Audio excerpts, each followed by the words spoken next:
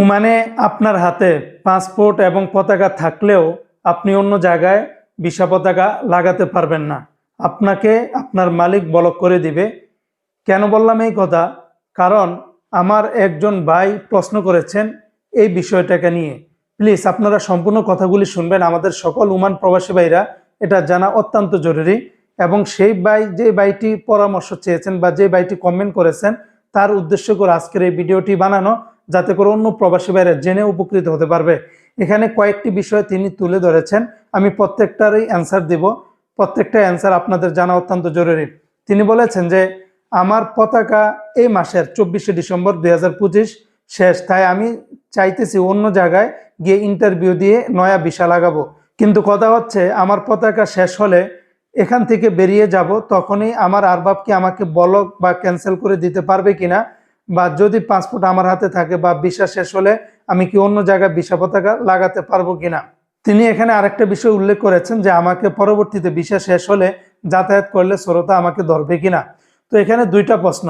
একটা হলো আপনি বর্তমানে যেখানে কাজ করতেছেন সেখান থেকে যখন ভিসা শেষ হবে তখন যদি আপনি ওখান থেকে পালিয়ে যান, অন্য কোনো জায়গায় ভিসা পতাকা লাগাতে পারবেন কিনা, বা আপনার মালিক আপনাকে ব্লক করা বা ক্যান্সেল করতে পারবে কিনা, এই বিষয়টার উত্তর প্রথমত দেই। দেখুন, আপনি যদি কারো আন্ডারে থাকেন তাহলে আপনি যদি অন্য কোনো জায়গায় যদি ভিসা পতাকা লাগাতে চান তাহলে মিনিমাম আপনি 2-3 মাস আগে থেকে সেই নতুন মালিকের সাথে যোগাযোগ করে নেবেন, সম্পর্ক করে নেবেন।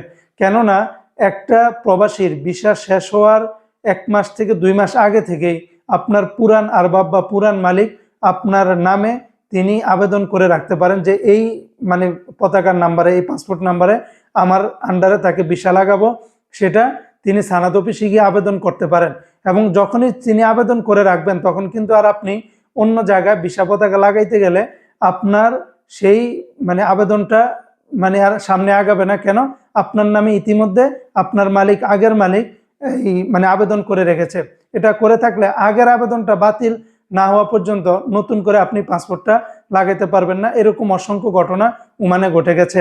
তাই আপনি যদি অন্য জায়গায় ভিসা পতাকা লাগাতে চান, আপনি নতুন মালিকের সাথে, নতুন কোম্পানির সাথে 2-3 মাস আগে থেকে সবকিছু ক্লিয়ার করে রাখবেন, সবকিছু আগে ভাগে আবেদন করে রাখবেন। 2 নম্বর পয়েন্টে আসি। আপনি যখন আপনার মালিক থেকে চলে যাবেন, ভিসা শেষ হওয়ার সাথে সাথে আপনার মালিক আপনাকে চাইলে ব্লক করতে পারবে।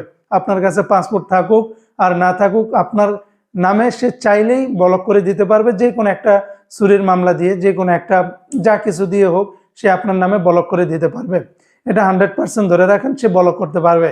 এবং 3 নম্বর হলো আপনার যে প্রশ্নটি, সেটা হলো ভিসা শেষ হলে আপনি যদি কোনো জায়গায় যাতায়াত করেন, যদি পুলিশ ধরে আপনাকে, তাহলে অবশ্যই আপনাকে জবাবদিহিতার আন্ডারে আসতে হবে। যদি 1 মাসের ভিতরে থাকেন তাহলে হয়তোবা আপনি বলতে পারবেন যে হ্যাঁ, আমার পতাকা শেষ হচ্ছে, আমি এই মাসের ভিতরে লাগিয়ে নিব। কিন্তু আপনি যদি 2-3 মাস ওভার হয়ে যায় তখন কিন্তু আবার ধরা খেলে পরবর্তীতে আর কোনো ধরনের কোনো কিছু থাকবে না। বা আপনি যদি আবেদন করে রাখেন, সবকিছু যদি প্রসেসিং করে রাখেন, সেটার একটা ফটোকপি সাথে রাখবেন, তাহলে কোনো সময় যদি পুলিশ ধরে তাহলে ওটার ফটোকপিটা আপনি দেখাতে পারবেন। তো বন্ধুরা, আশা করি আপনারা বুঝতে পেরেছেন যে কোনো জায়গায় ভিসা লাগানোর আগে, মেয়াদ শেষ হওয়ার 2 মাস আগে থেকে নতুন মালিকের সাথে আন্ডারস্ট্যান্ডিং করে নেবেন, নতুন মালিকের সাথে বোঝাপড়া করে আপনারা আবেদন করে রাখবেন, যাতে করে পুরান মালিক আপনার নামে আবেদন করতে না পারে। আর সবকিছু করেও যদি আপনারা না ছুটতে পারেন, সেক্ষেত্রে আপনি এই লেবার মিনিস্ট্রির মাধ্যমে আইনি সহায়তাভাবে আপনি অন্য জায়গায় ভিসা লাগানোর জন্য আবেদন করবেন।